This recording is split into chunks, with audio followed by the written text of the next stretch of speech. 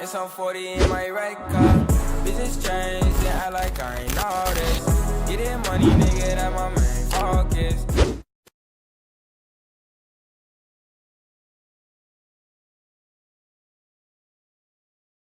Tidak hanya Indonesia, organisasi Hizbut Tahrir yang berdiri sejak 1953 telah menyebar ke belahan dunia lainnya. Dan organisasi ini dianggap membahayakan dan juga meresahkan di sejumlah negara sehingga dilarang. Indonesia bukan negara pertama yang melarang keberadaan Hizbut Tahrir. Dan berikut ini adalah ulasannya. Kita akan melihat.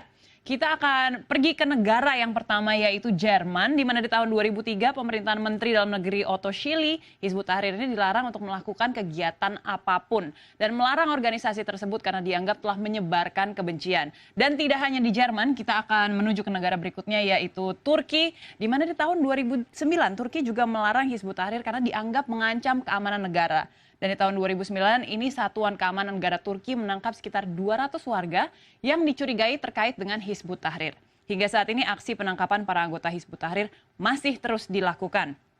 Oke, berikutnya adalah negara yang ketiga, yaitu Rusia, di mana di Rusia Mahkamah Agung ini menempatkan Hizbut Tahrir yang disebut sebagai organisasi Party of Liberation ini ke dalam daftar organisasi terlarang. Di tahun 2005, 9 orang yang dituduh memiliki hubungan dengan Hizbut Tahrir Rusia diadili. Dan pada Oktober 2015, sebanyak 20 pendukung Hizbut Tahrir ditahan di sekitar kota Moskwa. Dan selanjutnya, setelah Rusia ini adalah negara yang keempat, yaitu Mesir. Di mana di Mesir ini Hizbut Tahrir dilarang di tahun 1974 setelah ada usaha untuk melakukan kudeta terhadap pemerintahan yang sah. Kemudian hingga kini organisasi tersebut masih aktif, walaupun tidak diakui oleh pemerintah Mesir. Lalu selanjutnya kita akan menuju ke negara kelima yaitu Tunisia. Dan di Tunisia organisasi Hizbut Tahrir ini dianggap radikal dan juga merusak ketertiban umum.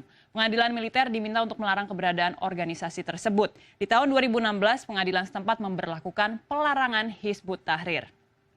Tadi kita sampai ke negara yang keenam ya, berarti sekarang kita akan menuju ke 7 yaitu Asia Tengah. Jika kita lihat pemerintah di Asia Tengah, organisasi Hizbut Tahrir ini bahkan dilarang untuk menjalankan kegiatan di seluruh negara Asia Tengah.